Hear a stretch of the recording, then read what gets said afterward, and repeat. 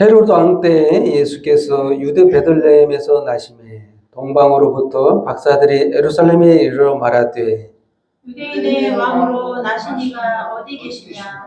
우리가 동방에서 그의 별을 보고 그에게 경배하러 왔노라 하니 헤로드 왕과 온 예루살렘이 듣고 소동한지라. 왕이 모든 대제사장과 백성의 서기관들을 모아 그리스도가 어디서 나겠느냐 물으니 이르되 유대 베들레헴이 오니 이는 선지자로 이렇게 기록된 바 또 유대 땅 베들레헴아 너는 유대 고을 중에서 가장 작지 아니하도다. 내게서 한 다스리는 자가 나와서 내 백성 이스라엘의 목자가 되리라 하였음이니이다. 이에 헤롯이 가만히 박사들을 불러 별이 나타난 때를 자세히 묻고 베들레헴으로 보내며 이르되 가서 아기에 대하여 자세히 알아보고 찾거든 내게 구하여 나도 가서 그에게 경배하게 하라. 박사들이 왕의 말을 듣고 갈새 동방에서 보던 그 별이 문득 앞서 인도하여 가다가 아기 있는 곳 위에 머물러 서 있는지라. 그들이 별을 보고 매우 크게 기뻐하고 분주하더라. 집에 들어가 아기와 그의 어머니 마리아가 함께 있는 것을 보고 엎드려 아기께 경배하고 보배압을 열어 황금과 유황과 모략을 예물로 드리니라. 그들은 꿈에 헤롯에게로 돌아가지 말라 지시하심을 받아 다른 길로 고국에 돌아가니라. 그들이 떠난 후에 주의 사자가 요셉에게 현몽하여 이르되 헤롯이 아기를 찾아 죽이려 하니 일어나 아기와 그의 어머니를 데리고 애고로 피하여 내가 네게 이르기까지 거기 있으라 하시니 요셉이 일어나서 밤에 아기와 그의 어머니를 데리고 애굽으로 떠나가 헤롯이 죽기까지 거기 있었으니 이는 주께서 선지자를 통하여 말씀하신 바 애굽으로부터 내 아들을 불렀다 함을 이루려 하심이라. 이에 헤롯이 박사들에게 속은 줄 알고 심히 노하여 사람을 보내어 베들레헴과 그 모든 지경 안에 있는 사내아이를 박사들에게 자세히 알아본 그때를 기준하여 두 살부터 그 아래로 다 죽이니 이에 선지자 에레미야를 통하여 말씀하신 바 라마에서 슬퍼하며 크게 통곡하는 소리가 들리니 라헬이 그 자식을 위하여 애곡하는 것이라. 그가 자식이 없으므로 위로받기를 거절하였으나 꿈이 이루어졌느니라. 헤롯이 죽은 후에 주의 사자가 애굽에서 요셉에게 현몽하여 이르되 어서 오세요. 일어나 아기와 그의 어머니를 데리고 이스라엘 땅으로 가라. 아기의 목숨을 찾던 자들이 죽었느니라 하시니 요셉이 일어나 아기와 그의 어머니를 데리고 이스라엘 땅으로 들어가니라. 그러나 아켈라오가 그의 아버지 헤롯을 이어 유대의 임금됨을 듣고 거기로 가기를 무서워하더니 꿈에 지시하심을 받아 갈릴리 지방으로 떠나가 나사렛이란 동네에 가서 사니 이는 선지자로 하신 말씀에 나사렛 사람이라 칭하리라 하심을 이루려 함이러라. 아멘. 네, 오늘 하나님의 말씀 마태복음 2장 1절에서 23절로 연한 말씀이라는 제목으로 말씀을 선포할 때 주의 은혜가 저와 여러분에게 임하기를 예수님의 이름으로 축원드립니다. 잠깐 기도하도록 하겠습니다. 참으로 주님 감사합니다. 이 땅에 오셔서 저희들의 모든 죄를 짊어지시기 위해서 오신 예수님 감사합니다. 오늘 그날을 축하하기 위해서 예배를 드리오니 주님 홀로 영광을 받아옵소서. 이 시간 모든 영광 주님 앞에 돌려오며 예수님의 이름으로 기도합니다. 아멘. 환영합니다. 서로 인사하는 시간을 갖도록 하겠습니다. 메리 크리스마스. 메리 크리스마스. 네. 참 1년이 금방 금세 지나서 또 크리스마스를 또 주님 앞에 드리게 됐습니다. 자, 오늘 그 본문 말씀은 예수님의 행적이 태어난 행적이죠. 태어난 행적. 역사적인 일이죠. 한마디로 말해 예수님이 실제 인물이 아니다라고 하는 사람은 없어요. 왜 역사적으로 태어나셨기 때문에 아무도 부정하지 않더라고요. 태어난 건 맞기 때문에. 근데 그 복음서에 두 군데 기록되어 있습니다. 마태복음과 누가복음. 상세하게 기록을 하진 않았죠. 이제 뭐 구체적으로 이렇게 간략하게 복음서에서 두 군데에서 다루고 있습니다. 그래서 많은 사람들이 왜 예수님의 탄생 중요한데 복음서에서 왜 두 군데만 기록했을까? 그래서 의도가 뭘까? 이건 하나님의 의도입니다. 인간의 의도가 아니에요. 인간이 성경을 쓰고자 해서 쓸 수 있는 게 아니거든요. 메시지가 하나님께서 우리에게 뭔가 메시지를 보내기 위해서 이 성탄을, 예수님의 탄생을 기록했는데 두 군데 기록되어 있는 거죠. 그래서 그 과정을 보면 오늘 본문적으로 내용을 보면 헤롯 왕 때, 헤롯 초대 1대 헤롯 왕입니다. 이 헤롯은 유대인 출신이 아니에요. 성경을 보면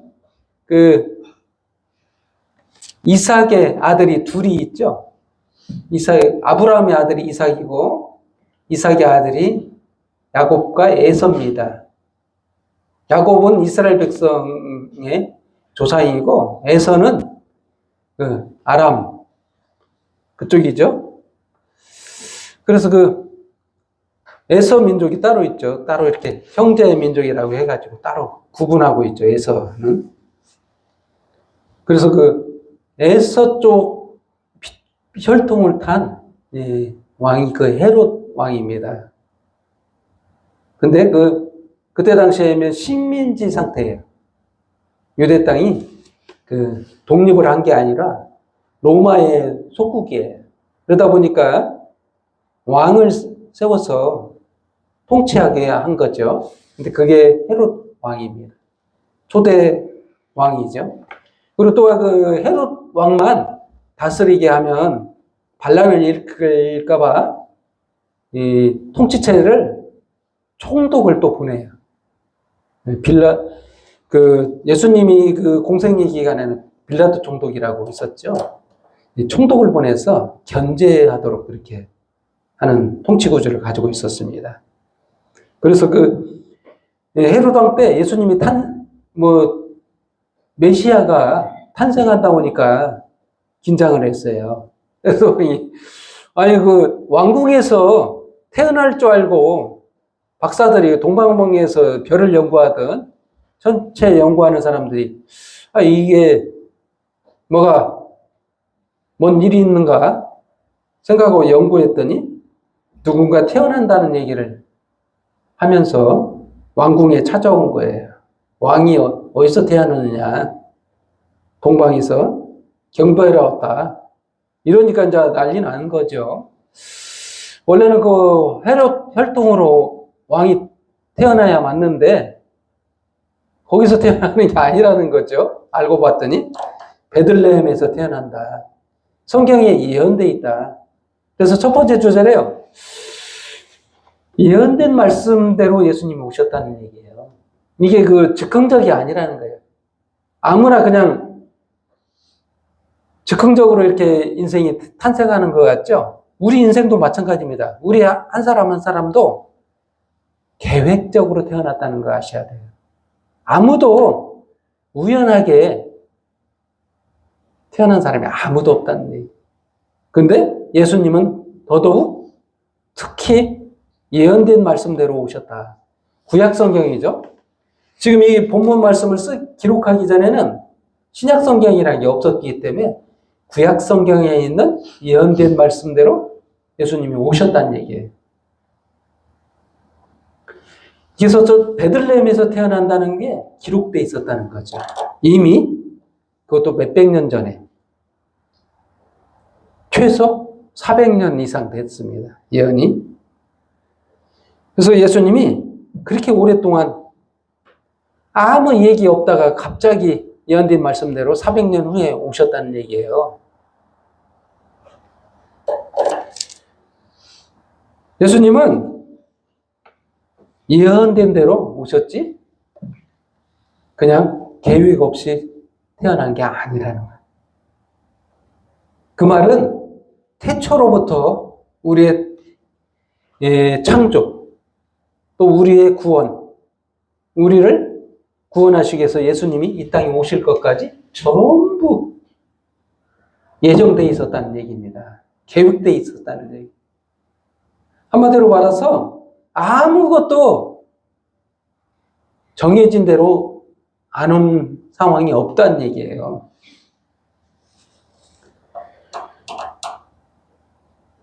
그래서 계속해서 마태는 성경을 기록한 성령의 감동으로 마태는 그 예수님의 일대기를 기록하려고 마음먹고 이 탄생 기록을 기록했는데, 물론 그 마리아의 증언을 들었겠죠.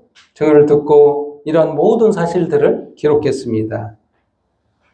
그 기록들이 말하는 게 뭐예요? 예수님이 말씀대로 탄생했다는 것을 구약 성경에 찾아봐서 증언하고 있는 거예요. 구약 성경에 이미 기록되어 있다. 예수님이 이렇게 탄생할 거라는 것을 기록하고 있다는 거예요.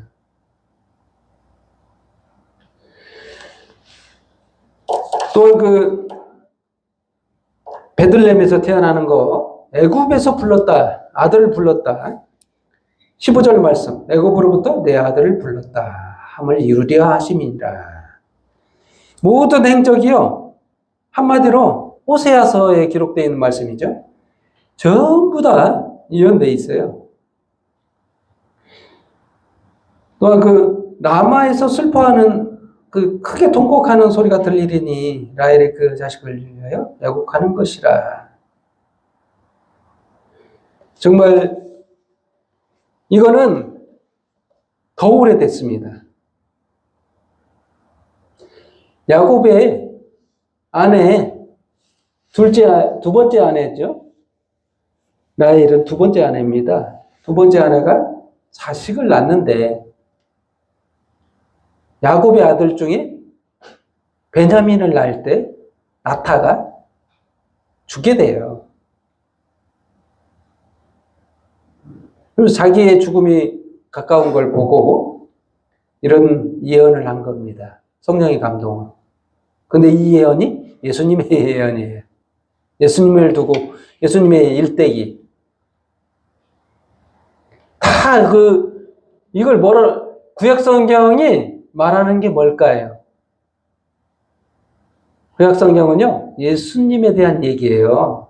우리가 그 성경 66권이요, 전부 다 예수님 얘기입니다. 우리 성경을 읽다 보면 예수님 얘기 같지가 않아요. 성경 읽어보면 예수님 얘기 같지가 않아.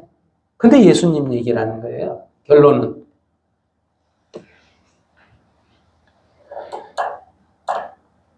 예수님을 성경에서 찾아내지 못하면 그거는 정말 중요한 메시지를 잃어버린다라고 볼 수 있습니다.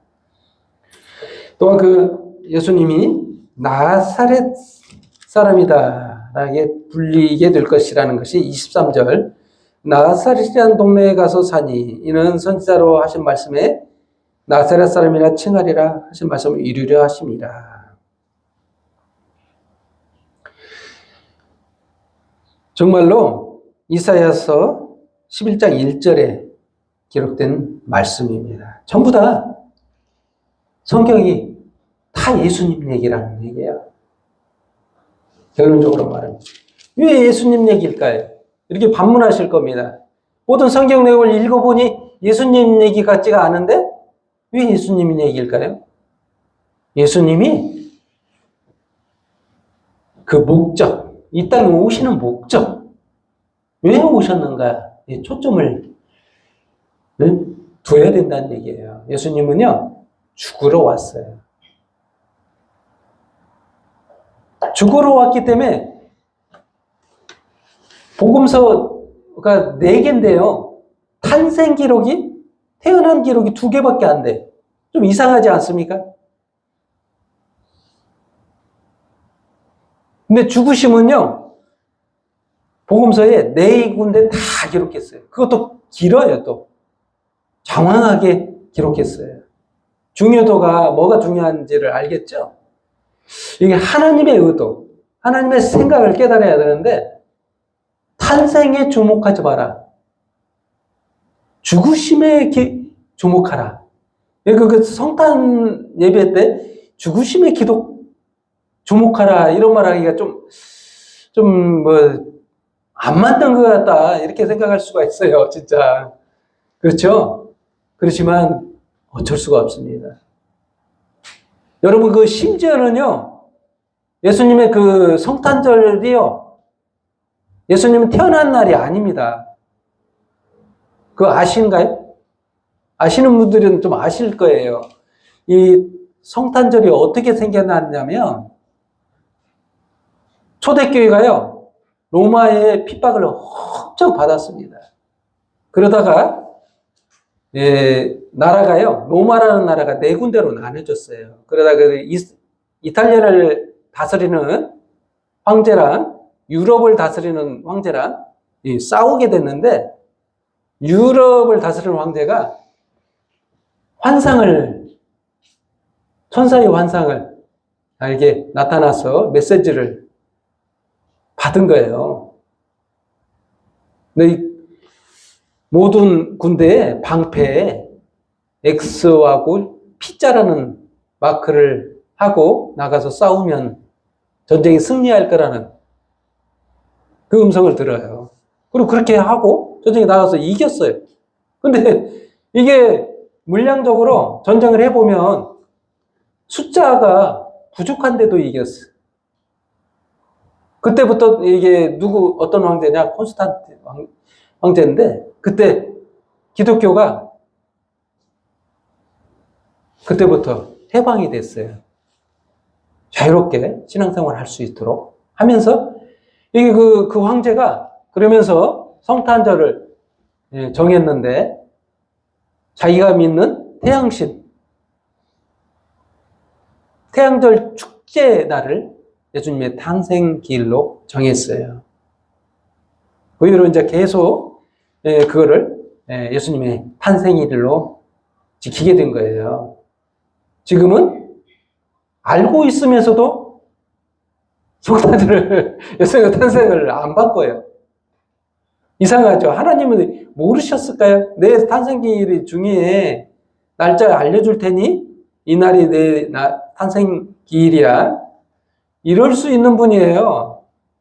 근데 중요하지 않다는 거예요. 뭐에 주목하라고? 죽으심에. 예수님 죽으심이 중요하다는.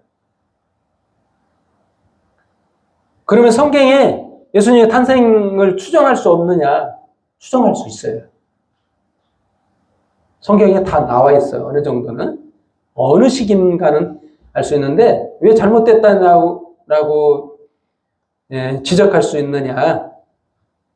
예수님 탄생한 날이요, 목자들이 밖에서 양을 쳤어요. 겨울철에는 양을 바깥에 방목할 수가 없습니다. 따뜻한 계절이어야 돼요. 그리고 또 누가복음에 보면 사가랴, 세례요한의 아버지, 예수님보다 6개월 먼저 태어났습니다. 근데 사가랴는 제사장입니다. 성전에서 시무하는 시기가 정해져 있어요. 다윗왕은 제사장들을 14명의 제사장을 정해가지고, 사가랴 반열은 아비야 반열이라고 해서 8번째 순서에 성전에서 봉사하도록 정해놨어요. 5월달, 6월달 내 아비야 계열은 성전에서 봉사를 하게 되어 있습니다. 근데 그때 세리요한이 어머니가 임신을 해요. 그러면 12월에 되겠죠? 근데 12월 달에 마리아가 또 천사의 음성을 듣고 임신하게 됩니다. 12월 달에. 그러면 결론 추정하다 보면 임신하면 10개월에 태어나죠? 10월 초나 9월 말경으로 추정이 돼요. 예수님의 탄생 시기가요, 사실은 따뜻한 계절에 태어났다는 거. 또한 호구조사를 했습니다. 로마 황제는 호구조사를 했어. 너희는 모두 호적하라. 그래서 나사렛에서 살던 예수님이 호적하라? 예루살렘에 온 거예요. 신고해야 되니까. 호구조사를 왜 합니까? 로마 황제가 호구조사를 한 이유는 세금 걷기 위해서입니다. 세금을 구체적으로 인구 개념으로 해서 세금을 걷어야 돼요. 통치에 효과적으로. 근데 이 겨울에 호구조사를 할 수 없어요. 춥기도 하고. 따뜻한 날에 호구조사를 해야 돼요. 이거는 역사적으로 나와 있는 얘기입니다. 제가 이렇게 정확하게 하는 이유가 뭐냐면, 이 초점이 뭐냐? 하나님께서 왜 이게 탄생 날짜를 정확하게 안 하는, 이 주목하지 말라는 거예요, 탄생에. 죽으심에 주목하라. 왜? 내가 너희를 위해서 죽어주러 왔다는 거예요. 구원하기 위해서. 자기 생명을 버려서 너희에게 없는 생명을 주겠다는 얘기예요. 그게 목적이기 때문에 하나님은 그것까지도 포기하셨어요. 생일까지도. 뭐 하시려고? 구원하시려고 하는 목적뿐이니까. 그게 하나님의 마음이에요. 하나님의 사랑이고 하나님의 구원 방식이에요. 생일 안 챙겨줘도 좋아. 난 너만 생각해. 이런 마음이라는 거예요. 이런 분께 우리가 어떤 마음이어야 될지 참 그렇죠. 우리 마음들이 하나님 마음과 같지 않다는 거. 참 아이러니한 상황이죠. 정말 그 마음을 안다면 저와 여러분이 성심껏 하나님 앞에 참 감사하는 오늘이 사실은 탄생기일이 아닐지라도 날짜가 뭔 중요합니까?